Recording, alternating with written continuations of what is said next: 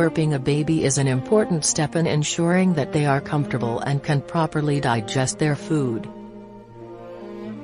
Here are a few techniques for burping a baby. The traditional burping position is to hold the baby upright on your shoulder,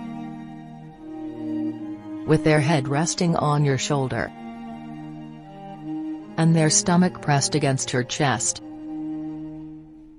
Gently pat or rub the baby's back until they burp.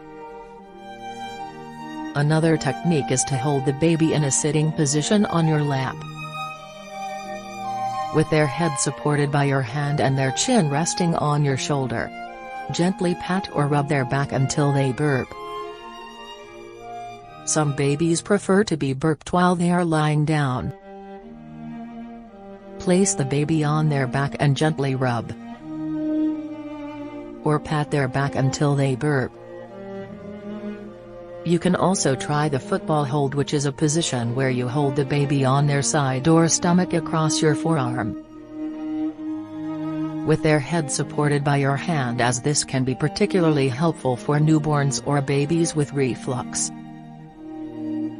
It's important to note that not all babies burp easily and some may not need to be burped at all. If your baby is content and not showing signs of discomfort, there's no need to force a burp. In general, burping is an important step to do after each feeding, as it helps to release any trapped gas. This can prevent discomfort, colic and spitting up. And this should be done gently and with patience.